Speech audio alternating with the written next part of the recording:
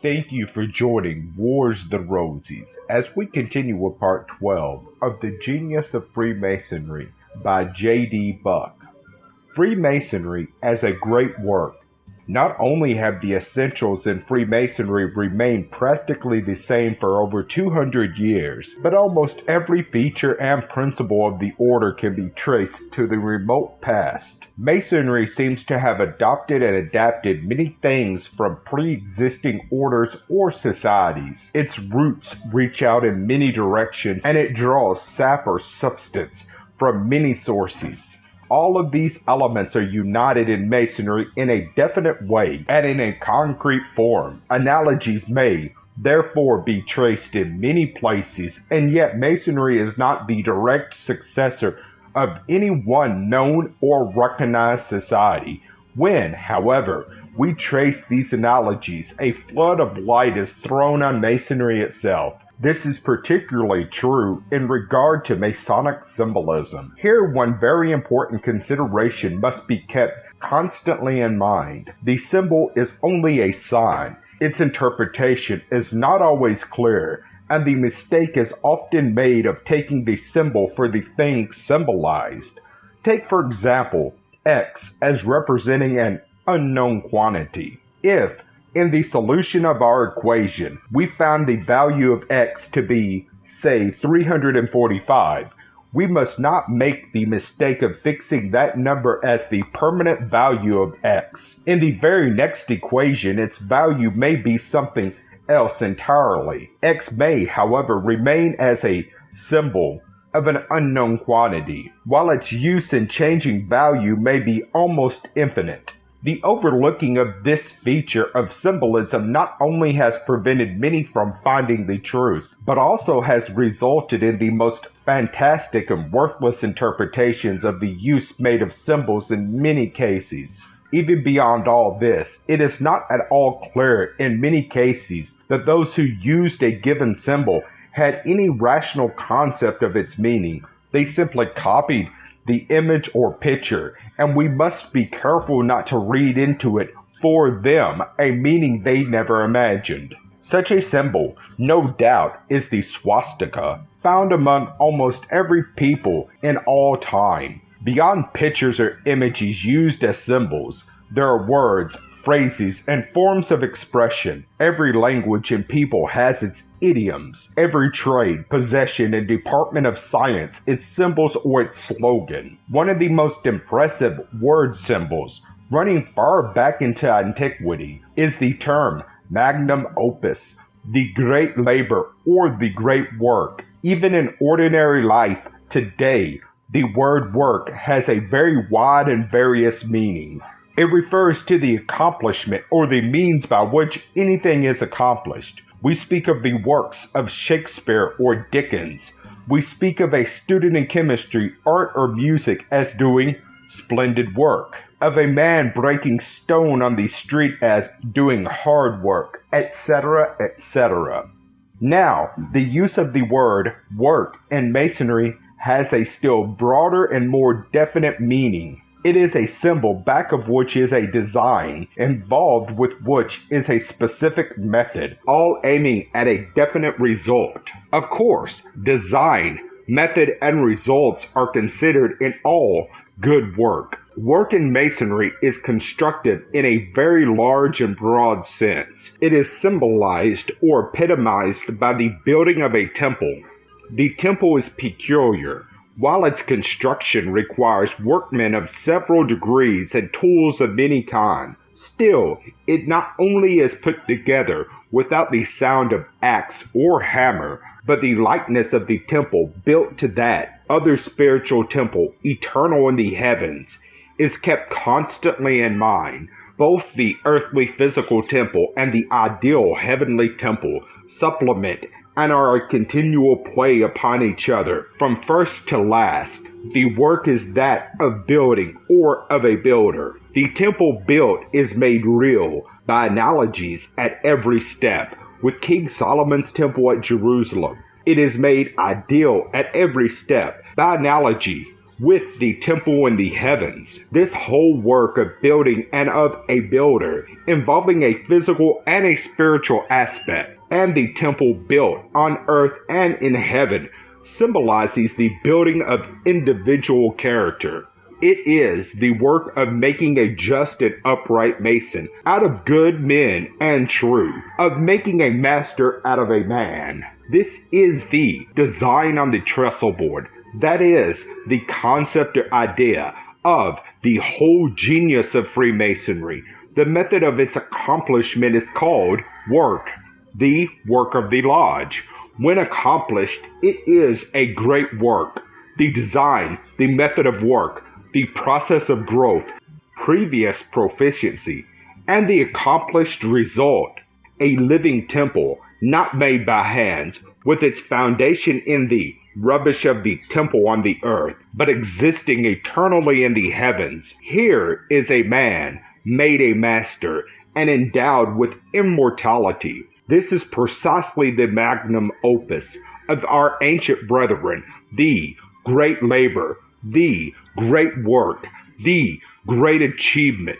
First, self-mastery. Second, the mastery of immortality, or a conscious individual experience of the life beyond the grave. The magnum opus, in the sense, is the recovery of the lost word of a master. The work of the lodge has been to preserve the tradition of the lost word and give to every candidate a substitute till the real word could be found, recovered and restored to the craft. It may thus be seen that the word work, like the word light, has a very deep significance in Masonry, and here is another reason why Masonry is called a progressive science. There is found in very many lodges great interest taken and pride shown in the smoothness and perfection of the work, that is, in the use of the ritual in the initiation of candidates, and this is exceedingly commendable. Any lodge or body of men ought to be ashamed to render such a splendid dramatic representation in a careless and slovenly manner. The more perfectly this dramatic work of the lodge is rendered, the stronger and the deeper the impression made upon the candidate, and the more highly will the whole ritual and work be regarded by every brother of the lodge. Moreover, such appreciation, regard, and loyalty for the ordinary work of the lodge is the best possible preparation for that larger work thus symbolized. It would seem impossible for any intelligent, thoughtful, and sincere Mason to witness this good, square work of the lodge without an added enthusiasm and renewed love and zeal for the order itself. When from this appreciation and laudable pride thus engendered, he reflects that here are living truths, not empty words and dead and meaningless ceremonies, he ought to be prepared and qualified to take the next step and study the real thing of which the whole ritual and work of the lodge stands as a living symbolism from beginning to end. He will find, moreover, that he has been given the key and numberless clues to the combination. If he chooses to dig beneath the surface, explore the secret vaults in which the ancient jewels were concealed and preserved, he will be able to answer the challenge, give the countersign, and pass on into the lodge of the magnum opus. If he be indifferent, careless, skeptical, or contemptuous, still he may pass on and be neither poorer nor wiser than before. He can neither force the arch, nor torch, nor destroy the treasure. He may become lost in the labyrinth, hopelessly bewildered, and come to the conclusion that there is no clue, no escape possible for man. It is this bewilderment in life without a meaning, that results from no designs on the trestle board, and gives rise to confusion among the workmen. And then, have you seen the Grand Master?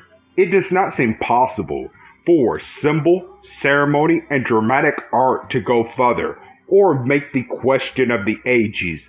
If a man die, shall he live again?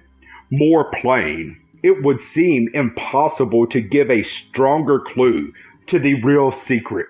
Absence of design, plan, proportion, relationships, methods, how to build, leads to noise and confusion. The Grandmaster alone can furnish the designs, for he alone knows. He knows because he has gone that way before. He is missing and the secret is lost. Restore and listen to the Master, listening ear, etc., and he will restore the lost word. Then there is the search for the lost word, or a clue to it. There is the jewel found, but the key, or life, lost.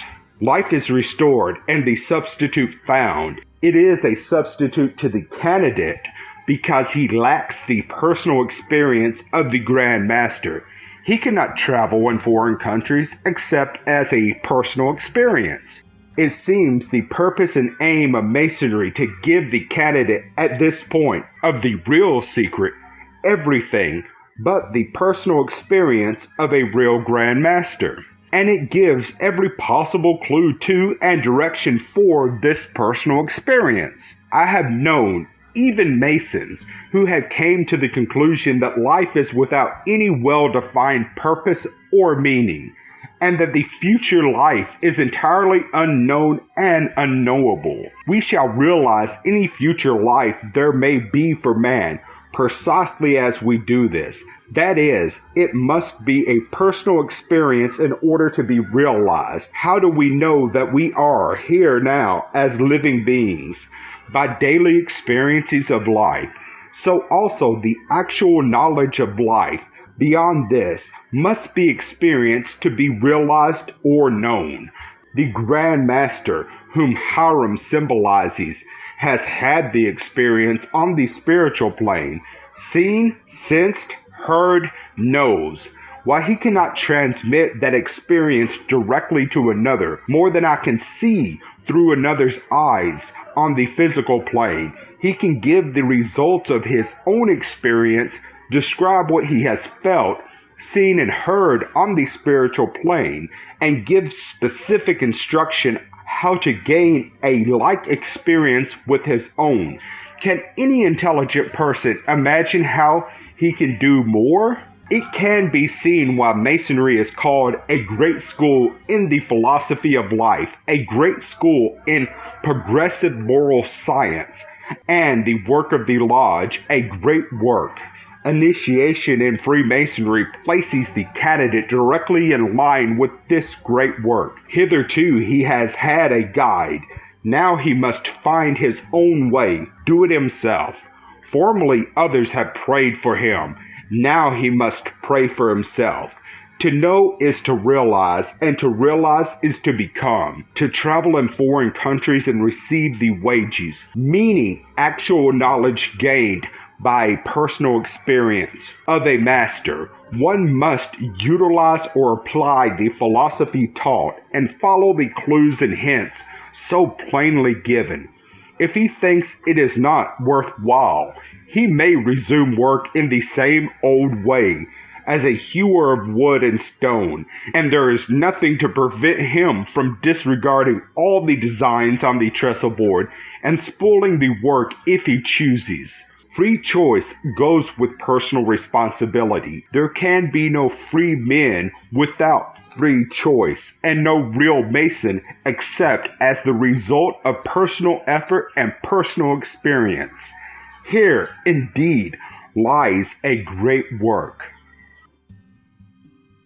Moreover, we declare, say, define, and pronounce that every human being should be subject to the Roman Pontiff to be an article of necessary faith.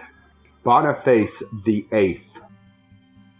Thank you for watching, and please don't forget to share, like, subscribe, and comment. And if you can, please consider donating towards the Rosies. Links to PayPal and Patreon are in the description. Thank you so very much.